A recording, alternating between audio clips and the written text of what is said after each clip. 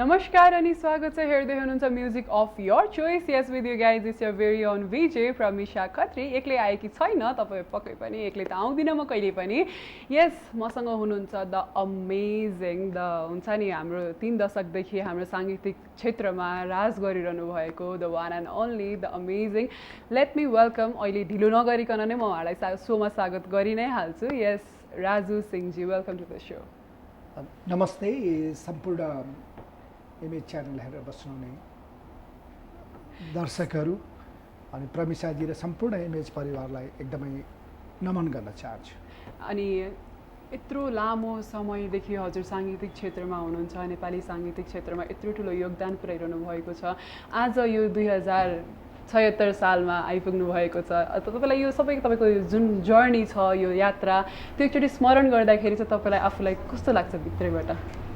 अब प्रमिशाजीले राम्रो प्रश्न गर्नुभयो। अब मैले 3 दशक हुन लाग्यो होइन, तर अस्ति आएको जस्तो लाग्छ किनभने आदरणीय श्रोता दर्शक तपाईँहरू जस्तो मिडियाले र मैले जहिले पनि अग्रजको एउटा विश्वास आशीर्वाद पाएँ होइन, समकालीनको साथ पाएँ, नयाँहरूले त्यतिकै माया गरिरहनु भएको छ र मलाई के लाग्छ भनेदेखि राजु सिंह बनाउन धेरै सफल व्यक्तित्वहरूले साथ दिनुभयो। जस्तो म सङ्गीतकार हुनलाई चाहिँ गीतकारहरू, गायक गायिकाज्यूहरू, मेरो ब्यान्ड प्रतिबिम्बको ब्यान्ड होइन, अब मेरो बहिनीहरू धनुषा होइन, अब भाइ कल्याण, अब परिवार पनि भयो र त्यस कारणले मलाई लाग्छ जहिले पनि रेकर्डिस्टहरू म्युजिसियनहरूले एकदमै माया गर्ने सङ्गीतकारमा पर्छु र सबभन्दा ठुलो कुरो त श्रोता दर्शकहरूले नै एकदमै माया गर्नुभयो र मलाई लाग्छ नेपालमा एउटा भर्सटाइल म्युजिक डाइरेक्टरको रूपमा काम गर्ने मौका पाएँ र मैले कुनै जनरमा गीत गर्दाखेरि पनि यो गीत चाहिँ श्रोता दर्शकहरूले राजुले गरेको राम्रो गर्छ भन्ने एउटा जिम्मेवारी चुनौती दिइरहनु भयो जस्तो मलाई लाग्छ।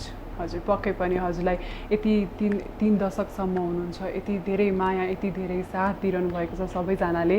सो यस अहिले चाहिँ केमा बिजी हुनुहुन्छ त?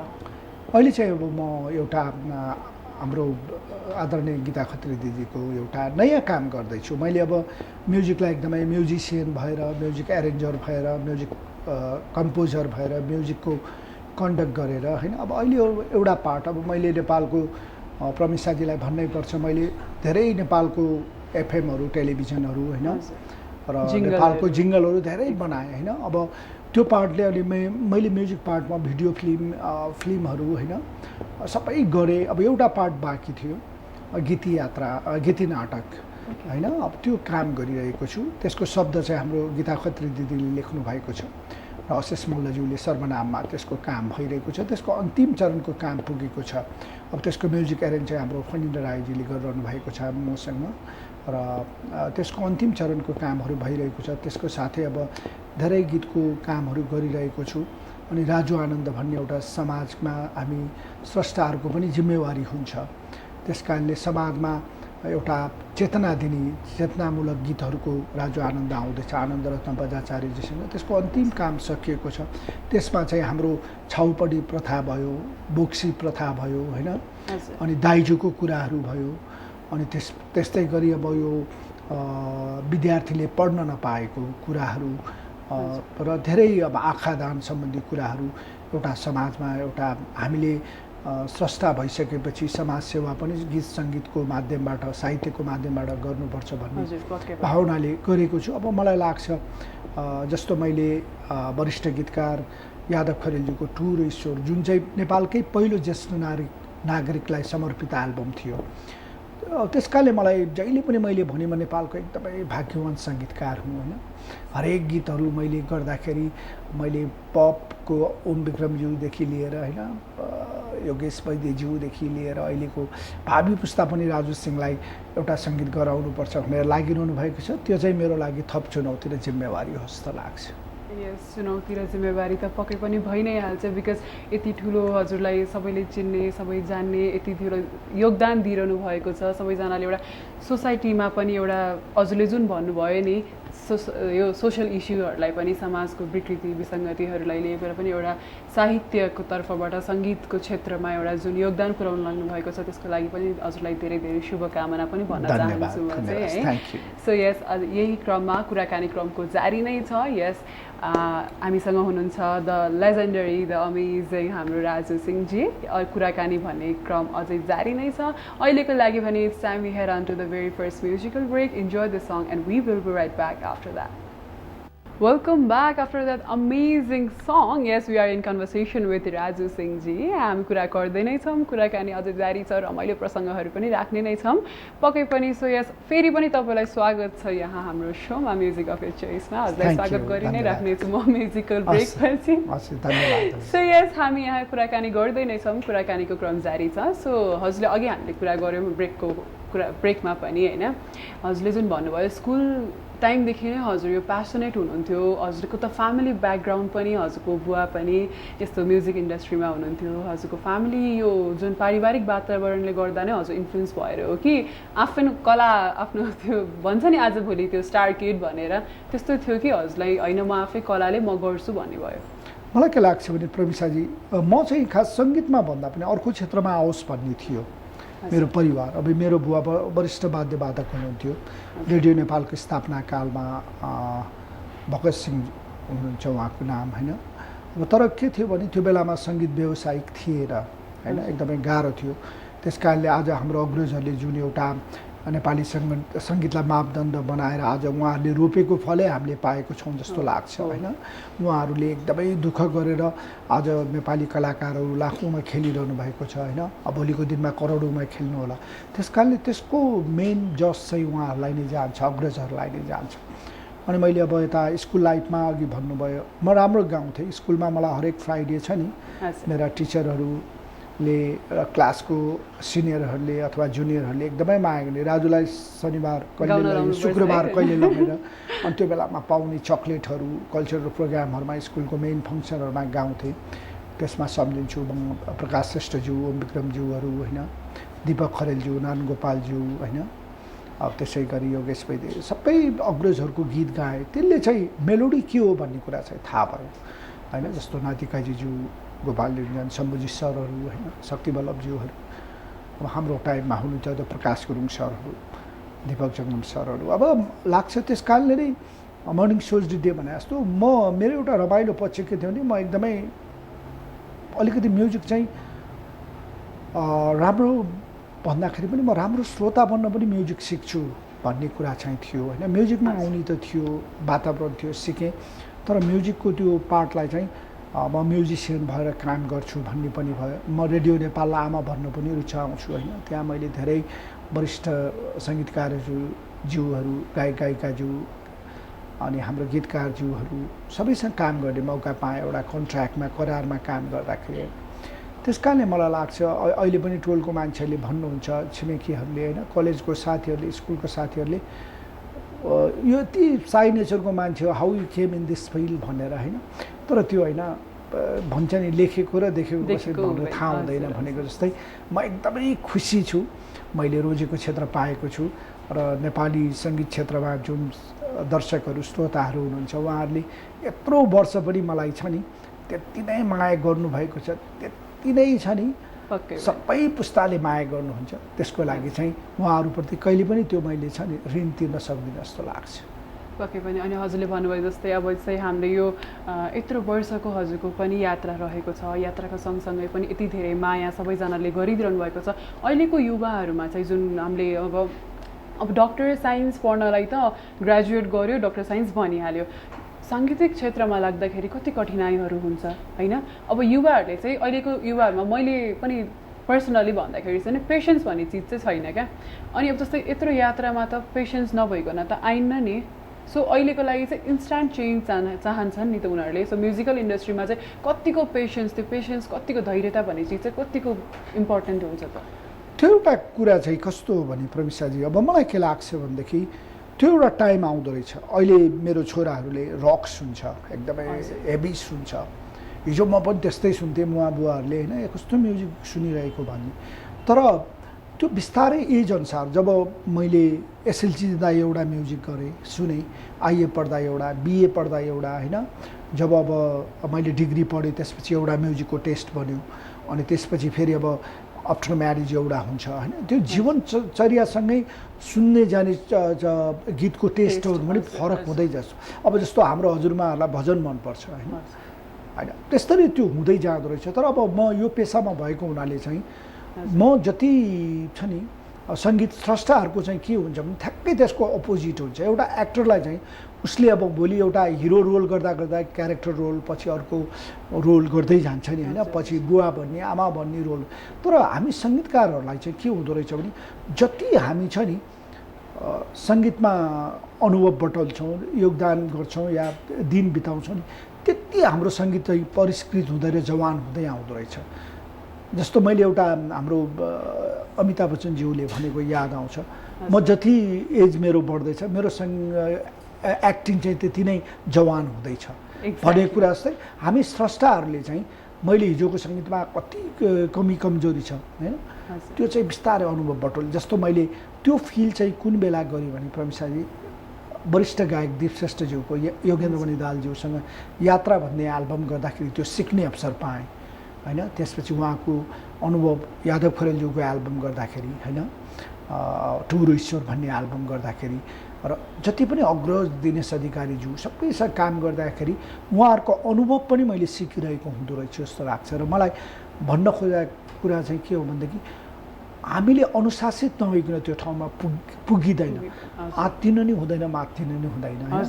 त्यो गायकले या सङ्गीतकारले, गीतकारले या मोडलले या हिरोले कतिवटा हिट गीत दियो भन्दा पनि उसले कति वर्ष यो क्षेत्रमा राज गरिरहेको छ त्यो चाहिँ काउन्ट हुन्छ जस्तो मलाई लाग्छ। दुःखमा आत्तिनु भएन र सुखमा मात्तिनु भएन एकदमै। अहिलेको म देख्छु अहिलेको कतिपय भाइ बहिनीहरू हुनुहुन्छ, म उहाँ देखेर गर्व लाग्छ मलाई। उहाँहरू अहिले कुनै होइन एउटा सोहरू गरिरहनु भएको छ, बाटोमा गिटार लिएर हिँडिरहेको भएको छ। त्यो उत्साहलाई चाहिँ हाम्रो प्यारेन्ट्सहरूले पनि होइन, हामीले पनि र राज्यले पनि एकदमै उहाँहरूलाई छ नि सपोर्ट गर्न सक्नुपर्छ। अब पहिला भए डक्टर बन्नुपर्छ, पाइलट बन्नुपर्छ, केही क्षेत्र जानेन भने मात्र गायक बन्छ, नायिका बन्छ, गायिका बन्छ भन्ने थियो होइन। अहिले चाहिँ यस्तो प्यारेन्ट्सहरू पनि हुनुहुन्छ कि जसले मेरो छोराको स्वर सुनिदिनुहोस्, यसलाई गायक बन्न सक्छ कि सक्दैन, यो नायिका बन्न सक्छ कि सक्दैन भनेर होइन।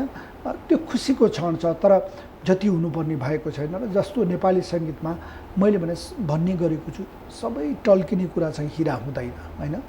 त्यसैले वास्तविक हिराहरू र जुन अहिले जति पनि हाम्रो म्युजिकहरू आइरहेको छ यो आओस्, सबै विधाको म्युजिक आओस् र पछि श्रोता दर्शकहरू पनि तयार हुँदै जान्छ। अब त्यसपछि चाहिँ हाम्रो म्युजिकले एउटा रूप लिन्छ जस्तो लाग्छ। अहिले हामी चाहिँ अब संसारभरि हामी WTOमा गइसकेको छौँ होइन, संसारभरि नेपाली म्युजिकहरू परिचय। अनि मैले एउटा कुरा अहिले मैले फिल गरेको प्रमिसाजी के भने, एउटा विद्यार्थी पढ्न जाँदाखेरि या एउटा बेरोजगार मान्छे विदेशमा जाँदाखेरि या खाडीमा जाओस् या अमेरिका जाओस्, अस्ट्रेलिया जाओस्, जापान जाओस्, ऊ मात्र गएको हुँदैन। उसले आफ्नो सङ्गीत लगेको हुन्छ, उसले आफ्नो भाषा लगेको हुन्छ, उसको आफ्नो चाडपर्व संस्कृति लिएर गएको हुन्छ, वेशभूषा लिएर गएको हुन्छ। त्यस कारणले अहिले नेपाल कहाँ छ भनेर हामी विदेशमा पढ्न जाँदा, बेलायतमै पढ्दा या बाहिर पढ्दा नेपाल भने नेपल्स भन्थ्यो कि इटालीको नेपाल हो, नेपल्स हो भन्थ्यो। हामी इटालियनहरूसँग अलिकति फेस पनि मिल्छ, स्पेनिसहरूसँग, यो साउथ अमेरिकनहरूसँग मिल्छ। तर अहिले चाहिँ सबै नेपाली भनेपछि रेशम फेरिडी होइन या वरी जमुना भन्छ। त्यस कारणले जस्तो हाम्रो विदेशमा गएको कुराले गर्दाखेरि चाहिँ मलाई लाग्छ नेपाली सङ्गीत पनि विदेशभरि गएको छ, अब क्वालिटी आउँछ जस्तो मलाई लाग्छ। पक्कै पनि आउने नै छ। सो यस्तै रमाइलो कुराकानीहरू हामी अझै गरेर नै रहेका छौँ र गर्ने नै छौँ पनि। सो अहिलेको लागि भने एउटा short commercial break with a beautiful music video तपाईँहरू इन्जोय गर्नुहोला। We will be right back after that.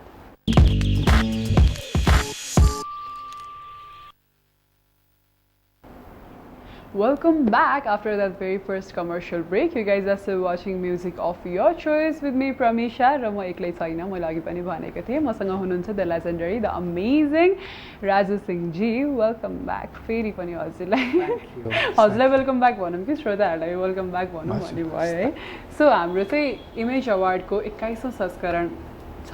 Image award आउँदैछ. सो इमेज अवार्डले चाहिँ नि अब यो जुन हाम्रो ग्रोइङ आर्टिस्टहरू हुनुहुन्छ, आर्टिस्टहरू अहिले हाम्रो इन्डस्ट्रीमा जति पनि हुनुहुन्छ उहाँहरूलाई चाहिँ अलिकति के हौसला, एउटा मोटिभेसन, एउटा त्यो गर्ने हुन्छ नि इमेज अवार्डले गर्दाखेरि पनि के चाहिँ लाग्छ हजुरलाई चाहिँ, के भन्नुहुन्छ? प्रमिसाजी, मलाई सबभन्दा पहिला त यो 21औं संस्करणमा सबै जो नोमिनी हुनुहुन्छ उहाँलाई एकदमै आफ्नो विधामा एकदमै बधाई दिन चाहन्छु. मैले सबैलाई हेरेँ, मैले नोमिनेसनमा पढ्ने स्रष्टाज्यूहरू, प्राविधिकज्यूहरूलाई हेरेँ, उहाँहरू एकदमै टप कम्पिटिसन छ. अब पहिला हामीले पनि यो मेरो करियरमा पनि इमेज अवार्डको ठुलो भूमिका रह्यो होइन. मैले 3टा अवार्ड जितेँ, त्यसपछि ममा थप चुनौती जिम्मेवारी बढ्यो. अनि अवार्ड भन्ने कुरा चाहिँ पाउनु भनेको झन् त्यो अवार्डको इज्जत पनि राख्न सक्नुपर्छ जस्तो लाग्छ होइन. अवार्ड पाइसकेको कम्पोजर, गीतकार, सङ्गीतकार या सबैले त्यसको एउटा हुन्छ, तर नेपालको एउटा गरिमामय अवार्ड जस्तो मलाई लाग्छ. पहिला हामी अवार्डकै लागि पनि छ नि गीतहरू यसमा पढ्नुपर्छ भन्ने गर्थ्यौँ. जस्तो मैले रजना रिमालको म राम्रो र नराम्रो भन्दा माथि हुन सकूँ भन्ने गीत हाम्रो अरुण तिवारीजीको शब्द थियो होइन. त्यो गीतबाट बेस्ट कम्पोजर पाएको थियो. त्यसको लगत्तै मैले अब त्यो इम्बरालजीको माया माया तिम्रै माया हाम्रो नवराज लम्सालजीको पछि मैले अब फिल्ममा चाहिँ होइन त्यो नकुनै बन्धन नकुनै परिधि राज पायलजीले गाउनुभएको, सपनाजीले गाउनुभएको, दिपेन्द्र के खनालजीको देयुगदेखि उसम्मलाई. त्यस कारणले मलाई लाग्छ अवार्ड भन्ने कुरा फेरि नेपालमा चाहिँ हाम्रो परिप्रेक्ष्यमा चाहिँ इमेज अवार्डको अर्कै एउटा गरिमा छ. त्यो प्रुभ पनि गरेको छ. जति इमेज अवार्ड पाइसकेपछि गायिकाले राम्रो प्लेटफर्म पाउने होइन, हौसला बढ्ने भएको छ. तर जतिजना 5 जना हुनुहुन्छ उहाँहरू उत्कृष्ट हुनुहुन्छ मेरो विचारमा होइन. त्यस कारणले यो अवार्डको आफ्नै गरिमा छ र स्रष्टाहरूले पनि यो अवार्डकोमा जति पनि हुनुहुन्छ उहाँहरूले यसलाई चाहिँ एउटा चुनौती अवसरको रूपमा पनि लिनुपर्छ जस्तो लाग्छ. नेपाली सङ्गीतमा इमेज परिवारले अथवा इमेज अवार्डको ठुलो यो नेपाली सङ्गीतलाई बृहत बनाउनमा एकदमै ठुलो योगदान छ. तर म यति पपुलर प्रोग्राम मार्फत भन्छु, जस्तो जति पनि प्राविधिकहरूले पनि पाउनु भएको छ, यसपालि त मोडलहरू पनि हुनुहुँदो रहेछ जस्तो लाग्यो होइन. त्यस कारणले म एकदमै उहाँहरूलाई बधाई पनि दिन चाहन्छु र यो अवार्डलाई एकदम हामीले महोत्सवको रूपमा मनाउनुपर्छ. सबैले साथ दिनुपर्छ होइन. गरेको पनि छ, हाम्रो सबैको सपना हो यो एउटा राम्रो अवार्ड छ होइन. त्यस कारणले जति पनि टिमहरू हुनुहुन्छ उहाँहरूलाई अहिलेदेखि नै अल द बेस्ट भन्न चाहन्छु. Thank you so much. म पनि पढेँ है. सो यस अहिले अब इमेज अवार्डको 21औं संस्करण रहेको छ. हजुर त पहिलादेखि नै यस क्षेत्रमा हुनुहुन्छ. इमेज अवार्ड पनि 3टा इमेज अवार्ड पनि पाइसक्नु भएको छ उहाँले. सो हजुरलाई चाहिँ पहिला यो इमेज अवार्ड भनेर जुन हाइप थियो, जुन त्यो हुन्छ नि उत्साह, अनि त्यसपछि इमेज अवार्डको जुन भनौँ न प्याटर्नहरू, सो पहिलाको र अहिलेमा चाहिँ के डिफ्रेन्स पाउनुहुन्छ हजुर?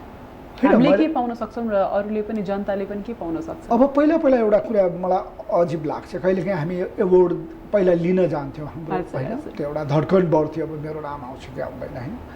अब अहिले दिन जाइन्छ या कुनै सुनिन्छ, हेरिन्छ होइन. तर मलाई लाग्छ इमेज अवार्डको गरिमा चाहिँ पहिलेदेखि नै जस्ताको जस्तै छ जस्तो लाग्छ होइन. अब पाउनेले एकदम खुसी हुनु बेग्लै कुरा हो, नपाउनेले अलिकति गुनासो गर्नु बेग्लै कुरा हो होइन. फेरि एउटा कुरा प्रमिसाजी के भन्नु नि, गीत चल्दैमा चाहिँ छ नि त्यसले अवार्ड पाउँछ भन्ने हुँदैन. एउटा आम दर्शक श्रोताहरूले र छ नि त्यसको मूल्याङ्कन गर्नु र सङ्गीतले मूल्याङ्कन गर्दा धेरै फरक पर्छ. जस्तो अब त्यो जजिङहरूको पार्टहरू होला, केही होला होइन, त्यो दर्शकहरूले न त अहिले युट्युबको सबभन्दा चलेको गीतलाई अवार्ड दिए भइहाल्यो होइन. अनि कुनै गीत, त्यसैले सङ्गीत, गीत, गायकी अथवा कुनै प्राविधिक हेर्ने भनेको कुरा पनि त्यो आम दर्शकले, श्रोताले हेर्ने भन्दा त्यो मेन ठाउँमा बसेर हेर्नु चाहिँ फरक कुरा जस्तो लाग्छ मेरो वास्तविक अनुभवमा। त्यस कारणले कतिपय श्रोता त यो गीत त सुनेकै थिएन कसरी अवार्ड पायो, यो गीत चलेकै थिएन कसरी अवार्ड पायो, तर जो नोमिनेसनमा हुनुहुन्छ नि त्यो सूक्ष्म कुराहरू चाहिँ आम दर्शक र श्रोता र अरूले हेर्ने भन्दा कुरा चाहिँ त्यो नोमिनेसनमै परेपछि चाहिँ त्यो कुरा अलिकति फरक हो जस्तो मलाई लाग्छ। र सङ्गीतको विधामा भएपछि त्यो सङ्गीत उत्कृष्ट हुनलाई शब्द मात्र भएर हुँदैन, सङ्गीतकै पार्टमा हेरिन्छ, शब्दको पार्टमा हेरिन्छ, अभिनयमा अभिनयकै हेरिन्छ होला, क्यामेरामा डाइरेक्सनमा त्यो आफ्नै विधामा हुन्छ। त्यस कारणले त्यसमा चाहिँ 19-20 हुनु केही फरक कुरो होइन। त्यस कारणले एउटा एवार्डले चाहिँ के गर्छ भनेदेखि राम्रो स्रष्टालाई त उसलाई चुनौती जिम्मेवारी र आगामी दिनलाई एकदमै चुनौती त थप्छ नै, तर त्यसले चाहिँ राम्रो दर्शक राम्रो श्रोता पनि तयार गर्छ जस्तो लाग्छ। त्यस कारणले त्यो यो सालमा यो गीतले अवार्ड पायो, यो प्रविधिले अवार्ड पायो भन्नु कुरा चाहिँ त्यो हाम्रो लेभल पनि बढाउँदै गएको हुन्छ जस्तो लाग्छ होइन। त्यस कारणले मलाई लाग्छ इमेज अवार्ड भनेको चाहिँ नेपाली एउटा साङ्गीतिक जगतकै एउटा महोत्सव हो, हामी सबै मिलेर यसलाई सफल बनाउनुपर्छ भन्ने छ। पक्कै पनि गरिमामय भनेर नि हजुरले यति ठुलो गरिमामय भनिदिनु नै हाम्रो लागि एकदम ठुलो हाम्रो गरिमा बढाइदिनु भयो हजुरले है। Thank you so much. अनि यस साथसाथै एउटा कुरा सोध्न मन लाग्यो, अब जस्तै हाम्रो हजुरको पालामा त अब जस्तै एउटा प्लेटफर्म युट्युबहरू भनौँ न होइन, त्यतिको मान्छेले अलिकति हेर्दैन थियो नि त होइन। हजुरले पनि जतिसँग काम गर्नुभयो जति भोकलिस्टहरूसँग काम गर्नुभयो पहिला र अहिलेमा चाहिँ अलिकति डिफ्रेन्स भनेर चाहिँ के देख्न सक्नुहुन्छ हजुरले? अब प्रमिसाजी कस्तो छ भनेदेखि पहिलाको जुन एउटा त्यसको आफ्नै एउटा मजा छ। हजुर, पहिला हामी ताप्केमा दाल खाँदाको मजा अर्कै थियो, अहिले अर्कै छ, प्रविधि फरक छ।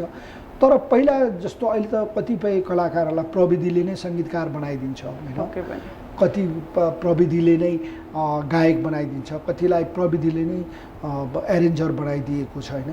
तर त्यो बेलाको चाम अर्कै थियो, तर अहिले कम्पिटिसन छ होइन, खुल्ला। अब मैले कुनै कम्पोजिसन गरेँ भने मैले टेस्ट गर्न सक्छु यो कम्पोज रेकर्ड गर्न हुन्छ कि हुँदैन होइन, मेरो आफ्नो च्यानलमा हालेर हुन्छ अथवा मेरो म्यासेन्जरमा पठाएर हुन्छ, स्काइपमा गरेर हुन्छ। त्यस कारणले त्यो चाहिँ अहिले नै रिजल्ट आउँछ होइन।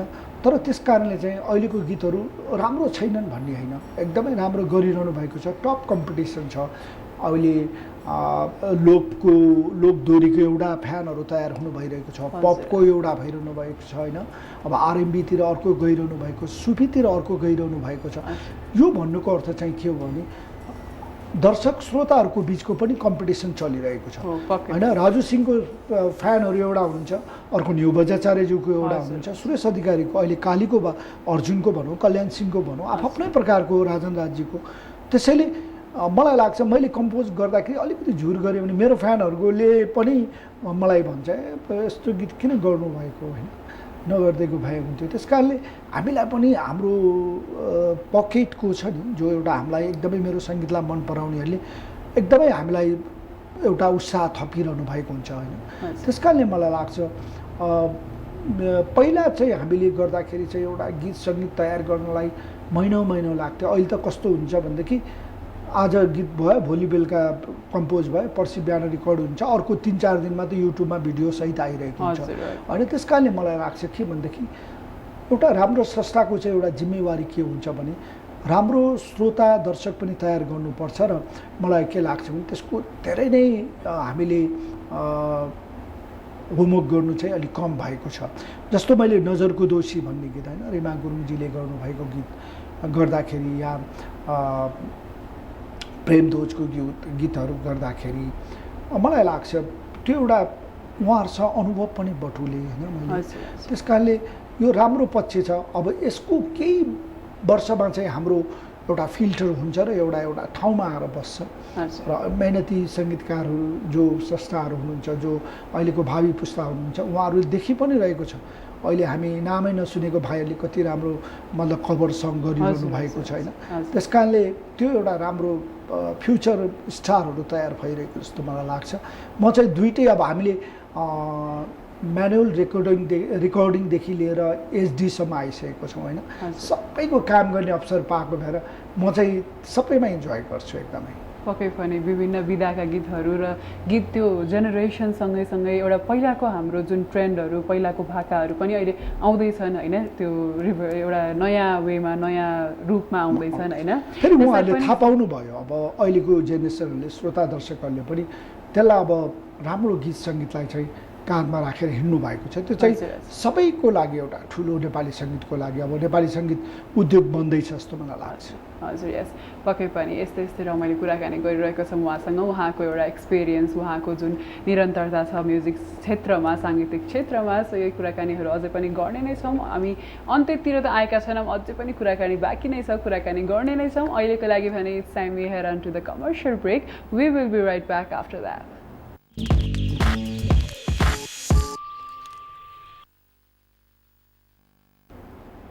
Welcome back. That was the last commercial break for today's episode. We are in conversation with Mr. Raju Singh. Mr. Raju Singh हामीसँग हुनुहुन्छ द लेजेन्डरी हाम्रो साङ्गीतिक क्षेत्रमा योगदान दिनुभएका हाम्रो अमेजिङ म्युजिसियन सो यस एउटा हजुरहरूको लागि एउटा सानो प्रस्तुति उहाँले मेरो फेभरेट सङ हो त्यो चाहिँ होइन मैले एउटा भनिहालेँ उहाँले मानिदिइहाल्नुभयो उहाँले एउटा सानो मिठो छोटो प्रस्तुति देखाइदिनु होला प्रविशाजी धन्यवाद धेरै पछाडि गए यो आभा मुकारुङजीले गाउनु भएको रामकृष्ण बान्तवाजीको शब्द हो अमोल कार्की ढलीजीले चाहिँ एरेन्ज गर्नुभएको थियो दिप्तुलादरज्यू सिम्फोनिक स्टुडियोमा रेकर्ड र सानो कता हिँडेको कसलाई खोजेको कता हिँडेको कसलाई खोजेको भना भना हे बिरानो परदेशी भना भना हे बिरानो परदेशी थ्याङ्क यू सो मच गाइदिनु भयो है अब we are almost at the end अहिलेको लागि चाहिँ अब तपाईँको फ्यान फलोइङ्सहरू तपाईँलाई चाहने तपाईँलाई माया गर्ने जति पनि हेरिरहनु भएको छ दर्शकबिनहरूको लागि के भन्न चाहनुहुन्छ अब मलाई के लाग्छ भने हामी नेपाली सङ्गीतलाई विभाजित गरेर नहेरौँ हामी नेपाली सङ्गीतलाई सबैले भव्य र सभ्य गरौँ कुनै छ नि एउटा लोकप्रियताको लागि सस्तो लोकप्रियताको लागि हामीले छ नि नेपाली सङ्गीतको हाम्रो अग्रजहरूले जुन एउटा मापदण्ड तयार गर्नुभएको छ त्यसलाई नमिचौँ होइन र हामी एक भएर लागौँ नेपाली सङ्गीतमा कुनै पनि विधाहरूमा अग्रजहरूको ठुलो योगदान छ अहिलेको युवाहरूले एकदमै राम्रो गरिरहनु भएको छ त्यसकारणले हामीले नेपाली सङ्गीतलाई संसारभरि लानु छ त्यो पनि सभ्य र भव्य रूपले र मनोरञ्जनको लागि गीतहरू बनिरहेको छ एउटा मासको गीत पनि तयार गरौँ क्लासको गीत पनि तयार गरौँ होइन र म के भन्न चाहन्छु भने सङ्गीतमा डुब्न आउनुहोस् सङ्गीतलाई डुबाउन नआउनुहोस् होइन हामी नेपाली सङ्गीतलाई पनि एउटा संसारको राम्रो राम्रो ठाउँमा लैजानु पुर्याउन सक्नुपर्छ र जुन नेपाली सङ्गीत चाहिँ अहिले हामीले यो एउटा थालनी गरेको छौँ नेपाली सङ्गीतको भ्युर्सहरू पनि करोडभन्दा माथि हुनुहुन्छ होइन त्यस कारणले त्यसलाई कायम राख्न चाहिँ एउटा क्लासको म्युजिक र क्लासको एउटा गीतहरू पनि तयार गरौँ भन्दै यो 21औं संस्करण इमेज अवार्डलाई चाहिँ एकदमै बधाई दिन चाहन्छु तपाईहरुलाई एकदमै शुभकामना पनि र सम्पूर्ण नोमिनेटहरूलाई फेरि एकपटक अल द बेस्ट भन्न चाहन्छु र प्रमिसाजीले यति राम्रो प्रश्न गर्नुभयो सम्पूर्ण टिमलाई एकदमै बधाई दिन चाहन्छु इमेज परिवारलाई पनि आभार व्यक्त गर्न चाहन्छु थ्यांक यू सो मच तपाईको यस्तो हाम्रो गरिमा इमेज अवार्डको गरिमा बढाइदिनु भयो हजुरले सो इमेज अवार्डको लागि पनि हजुरलाई निमन्त्रणा छ है thank you very much so yes we are almost at the end अब सो सकिनै सकेको छ so it's time we say goodbye to you all हाम्रो रमाइलो कुराकानी त भयो तपाईहरुले हेरिहाल्नु भयो तपाईहरुले सुनिहाल्नु भयो इमेज अवार्डको पनि विशेष कुरा गर्यौं हामीले विथ राजु सिंह जी द 3 दशकदेखि चाहनु के भन्छन् हामीले छाइरहनु भएको छ नेपाली इन्डस्ट्रीमा so yes it's time we say goodbye हेर्दै गर्नु होला music of your choice keep saying bye bye love you all भन्ने क्या बाइ बाइ बाइ गरिदिनु